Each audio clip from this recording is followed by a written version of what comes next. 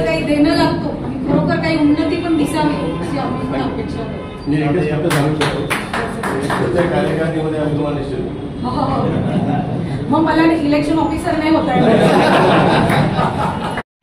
और हमारे समाज के लिए जो अच्छे से अच्छा काम होगा वो करने की हम कोशिश करेंगे।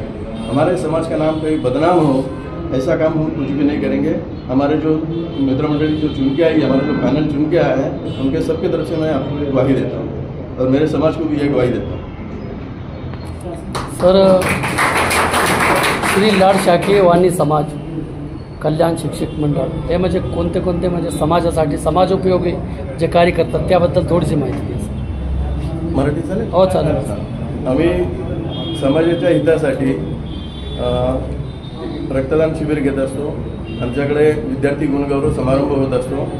नंतर आम्ही ज्येष्ठांचा सत्कार प्लस जे लोक रिटायर झालेले आहेत आपल्या सेवानिवृत्तीमधून त्यांचा सत्कार आम्ही करत असतो.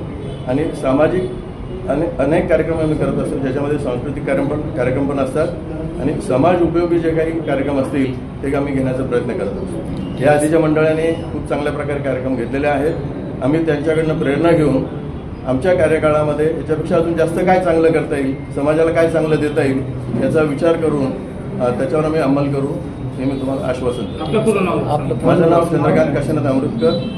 मी छत्रपती संभाजीनगरमध्ये 1982 पासून राहतो आणि मी या समाज मंडळाचा एक घटक आहे. धन्यवाद सर. त्यांचे आभार मानतो आणि हा विजय माझा नसून सर्वोत्तम समाजाचा आहे. मला समाजाने वोट देऊन मला इथपर्यंत आणलं. मी सतत त्यांचं ऋण जायची काळात आणि मी त्यांच्या प्रत्येक कामात मी हजर राहील.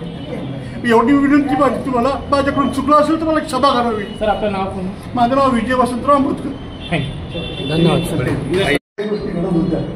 या प्रक्रिया पूर्ण होतील की नाही, कुठंतरी परत काही वाटा फुटतो का असे काही प्रसंग होते. पण आपण सर्वांनी अतिशय चांगल्या पद्धतीने त्याला साथ दिली. कुठल्याही भूलथापांना आपण बळी नाही पडलो आणि निवडणूक प्रक्रिया पूर्ण केल्यानंतर मी आपल्या सर्वांचे आभार व्यक्त करतो. भविष्यामध्ये आपण ज्या काही जबाबदाऱ्या द्याल त्या सर्व जबाबदाऱ्या समाज बांधवांनी, येणाऱ्या कार्यकारिणींनी त्या आपल्या जबाबदाऱ्या समजून समाजाचं बंधन आपल्यावर आहे असं सगळं हे करून आपल्या समाजाचा विकास करावा अशी मी विनंती करतो आणि थांबतो.